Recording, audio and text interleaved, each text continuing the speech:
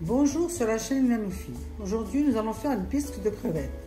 Pour cela, il nous faut 500 g de crevettes, 1,5 litre d'eau, 40 centilitres de crème fraîche, une carotte, un poireau, un petit oignon, 3 pots de tomates moyennes, du sel, du poivre, du laurier, du thym, du fenouil, une petite cuillère d'estragon, du beurre 50 g et 30 g. Et pour le fumet de poisson, on fera avec les écorces de crevettes.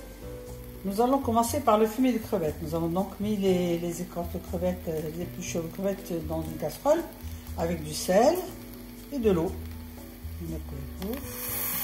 On va les laisser bien bouillir et après on les passera dans une passoire. Dans une marmite, mettre le beurre, les 30 g de beurre, les oignons et poireaux, coupé ou pas coupé comme vous voulez, le céleri, les carottes, laissez bien revenir pendant 5 bonnes minutes,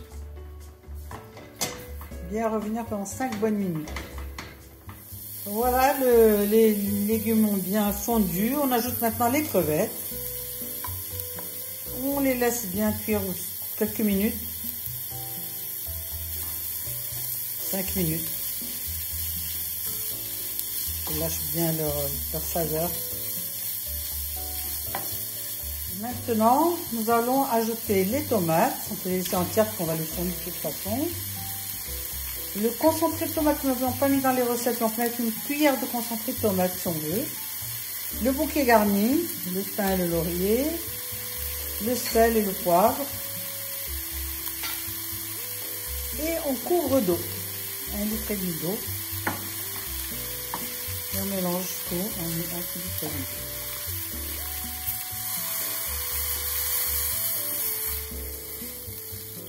On mélange bien le tout et on laisse cuire. On couvre et on laisse cuire.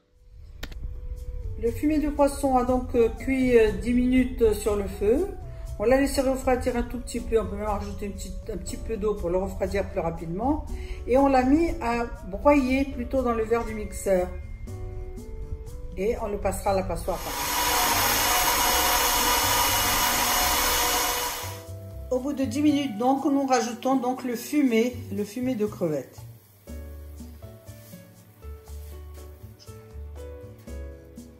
Un grand verre ou 2 grands verres suffisent. On mélange le tout. Voilà, nous allons laisser cuire un petit quart d'heure. Puis on laissera refroidir un tout petit peu. Puis on les passera dans le verre du mixeur pour bien le moudre.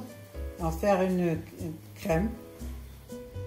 Une fois un peu refroidi, nous avons enlevé les feuilles de laurier. Nous avons mis une partie de cette fameuse soupe dans le verre du mixeur pour la broyer. Nous avons préparé une marmite et une passoire pour la passer et nous allons commencer à mixer.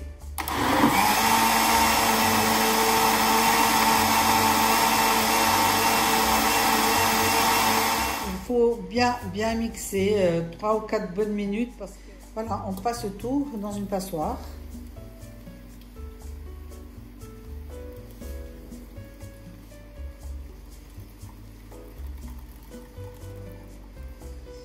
Avec une cuillère, on gratte un peu pour passer.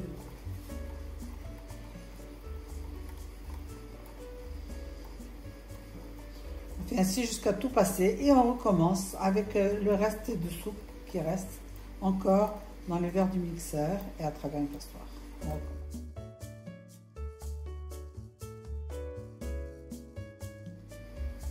Voilà la deuxième fournée. Enfin, le deuxième passoire. Voilà, nous sommes en train de tout passer. Tout est prêt. Maintenant, nous allons ajouter le beurre, les 50 g de beurre dont on avait parlé.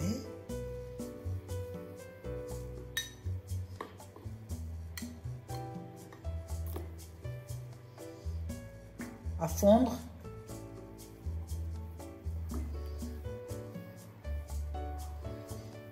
Ainsi que l'estragon. facultatif parce que moi j'aime beaucoup l'estragon, mais indispensable.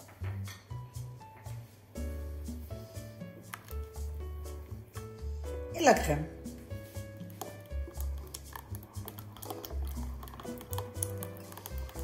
Évidemment, la crème de cuisson, spéciale cuisson serait meilleure. Facilite, elle n'a pas besoin à ce moment-là de cuire longtemps. Elle peut la mettre à la dernière minute. Si ce n'est pas une crème spéciale cuisson, il vaut mieux la mettre avant pour la laisser cuire un petit peu, pour épaissir un petit peu le velouté. On l'a laissé sur le feu avec la crème et le beurre pour que la crème et le beurre fassent leur travail, c'est-à-dire qu'ils épaississent bien le velouté. Aussi, au bout de ce temps-là, vous goûtez, vous vérifiez. Si elle a la consistance voulue, c'est parfait. Si elle est bien veloutée, c'est parfait. Si elle est trop liquide, on la laisse un peu plus sur le feu pour réduire. Et on goûte pour savoir s'il manque ni de sel ni de poivre, s'il en manque à rajouter. Sinon, c'est parfait. Bon appétit, parce qu'il faut la consommer avec des petits croûtons. Évidemment, les petits croûtons faits avec du pain de mie, c'est meilleur. Bon appétit.